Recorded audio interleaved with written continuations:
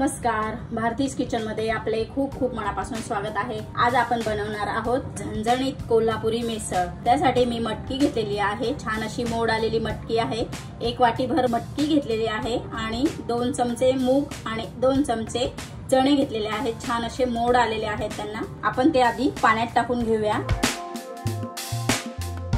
पाण्यात टाकलेले आहेत आपण। छान असे आता धुवून घेऊया 2 पाण्याने आणि मग नंतर आपण लगेचच गरम पाण्यात ते टाकून घेऊया। जवळजवळ 1 ते 1.5 तांब्या भरून मी पाणी टाकलेलं आहे। छान गरम झालं आहे। हळद घालूया।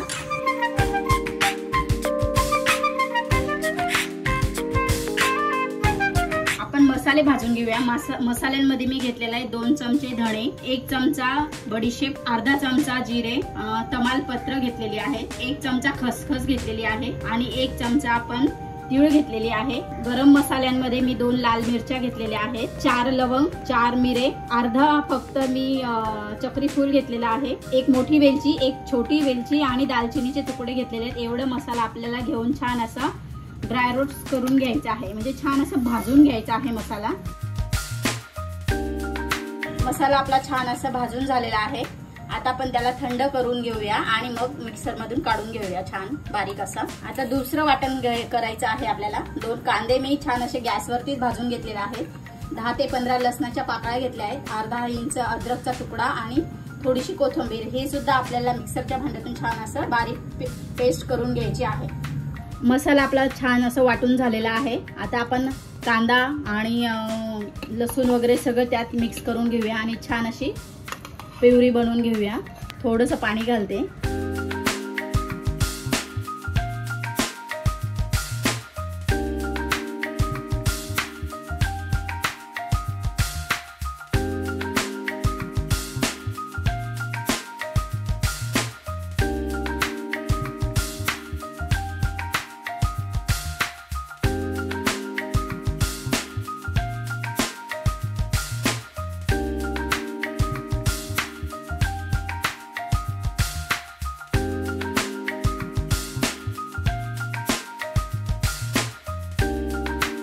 मीठ टाकून घ्यायचं आहे। मीठ आपण आधी टाकलेलं होतं मटकीत शिजवण्यासाठी, त्यामुळे आपल्याला आता थोडंच मीठ टाकून घ्यायचं आहे। 2 मिनिटं आपण उकळून घेऊया। 2 मिनिटं झालेली आहेत, बघूया। छान असं रस्सा उकळायला लागले आहे आपला। आता आपण गॅस बारीक करून मंद गॅसवरती आपल्याला छान असे 5 ते 7 मिनिटासाठी छान उकळून घेऊया, जेणेकरून त्याला छान अशी मस्त तर्री येईल। मिसळ मी दुसऱ्या गॅसवरती ठेवलेली आहे। आता आपल्याला छान अशी बटाट्याची भाजी करून घ्यायची आहे।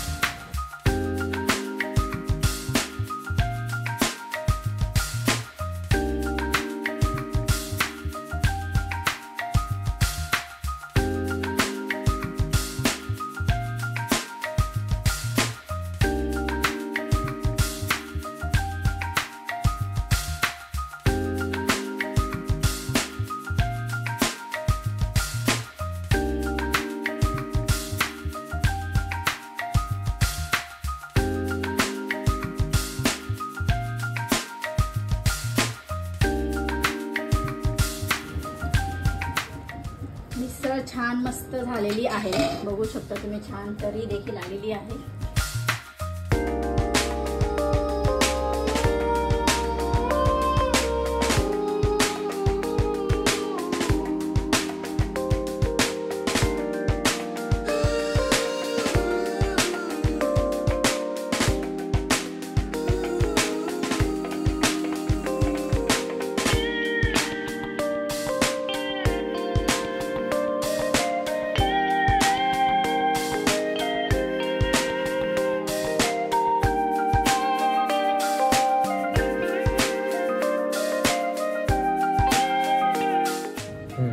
इतक्या सोप्या पद्धतीने आपण कोल्हापुरी मिसळ तयार केलेली आहे।